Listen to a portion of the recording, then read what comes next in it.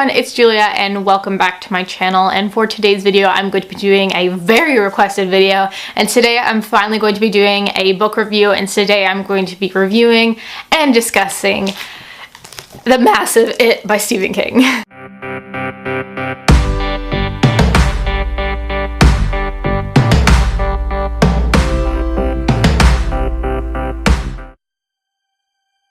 So basically, since my Stephen King book collection, everyone asked, where is it? I literally got comments daily. Where is it? Have you read it? Julia, read it. Julia, please do a review on it. Julia, are you seeing the movie It? Can you do a review on that too? Which, I love you. I'm glad that you guys, most of you at least, or some of you, respect my opinion and want to hear my thoughts. I really appreciate that. It means a lot to me. It was just really funny getting that response because I've never really had that response and I've never had a video that requested. So today we're going to be talking about it. I already did see the film. I have my movie review linked when it goes live somewhere down below, probably instead of on the screen, because down below. Let's talk about the book. I liked it. It was good. I'm happy with it. End of video. Done. No. So for the book, it comes out. I'm so proud that I finished this book. And as you can see, I'm very hyped because I was sitting here for 40 minutes filming my movie reviews. So I'm a little like, oh my god, I need to do something else. But I do have to film this. So this was massive. This is by far the biggest book I've ever read.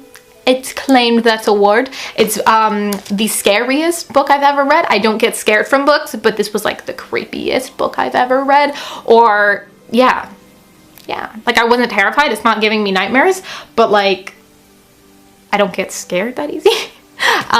So yeah, but it was the scariest King I've ever read, and it was the scariest book that I've ever read, and it's the biggest book I've ever read, so it's claimed a lot of prizes, awards.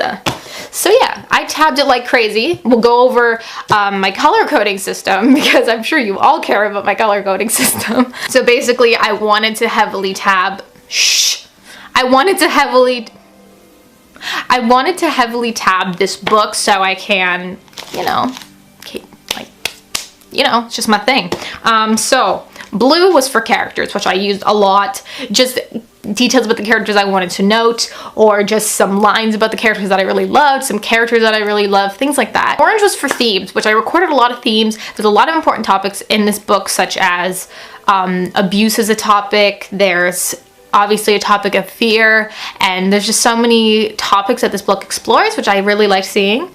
Yellow is for quotes that I just liked and I wanted to note, so yes. Green, there was only a few of them, but that was for references, so any references that I saw to other Stephen King books I noted in it. And last but not least, pink was for any Pennywise moments, or any moments that were like something that Pennywise did, or something that was something that, just anything Pennywise related. I mostly tabbed it. So those are my tabs. Let's talk about it. So if you don't know, it, I just went into it knowing that oh my god, how many times am I going to say it in this video? I just went into it knowing that went into this book knowing that it's about a clown and that it's supposed to be really scary. That's all I knew. That's all I knew. I kind of suggest going into it that way. But I knew it received so much praise, and I knew it was a lot of people's favorite King book, which has definitely made it into my top 3 for sure. If you do want to know more, I will say right now that this book is about a clown named Pennywise who comes back every 27 years to cause chaos in the town of Derry, Maine, which is a small town.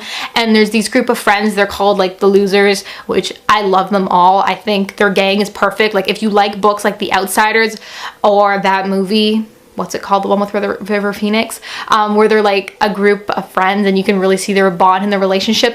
It was like that, and it was really good. But they're the group called the Losers, and they experience some things with this clown, and they constantly hear about kids going missing and all these things happening, and they try to investigate, and that's all we know. And then fast forward 27 years later, they get contacted to go back to Derry to deal with it again, because it's come back, and they made an oath when they were kids that if it ever came back, they would go back to Derry to deal with the whole situation. So this book goes between past and present, and it's really nice to see. We switch a lot between past and present, like mid-sentence we're switching which it was a little bit, at first it was tough to follow, and definitely at times when it switched mid-sentence I was like, oh my god, so much. Yeah, but I definitely liked them when they were kids better. That's just my opinion. Sometimes I like the adult point of view more, but most of the time I like the kid point of view. It was really just nice, and you got to see their friendship. And yes, the characters in this book's 10 out of 10.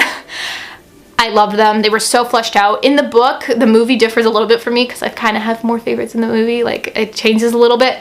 But in the book, my favorites were...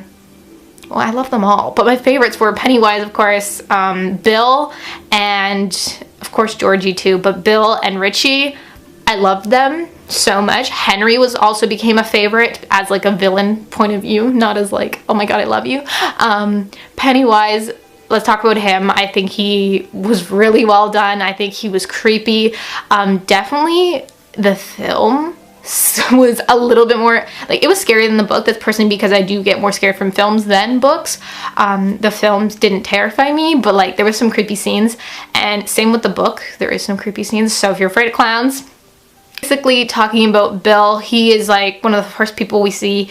His name is Stuttering Bill or Big Bill, and in the book he's really like almost the leader of this group, or that's how I interpreted it, that he's that Bill like helped keep the group together and he helped guide them, which in the film it's a bit different, but we're not talking about the film.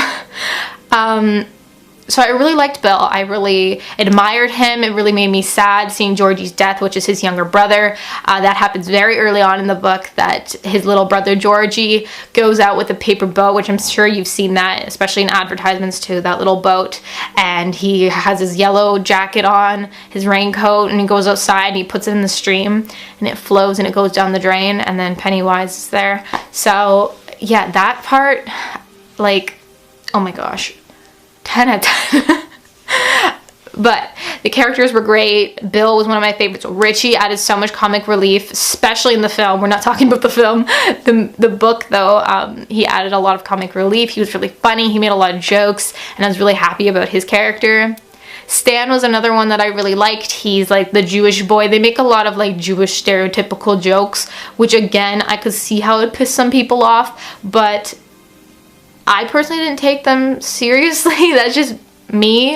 I actually don't support any like things, but they're kids and they're like joking around. He's laughing too. Like they're like, oh, Jews make a lot of money, and then they all start laughing. They're just kids, and I didn't mind seeing that. And I just thought like Stan was like a really, like, they were all so different in the group, and I was really happy to see like so much different themes and diversity in that group.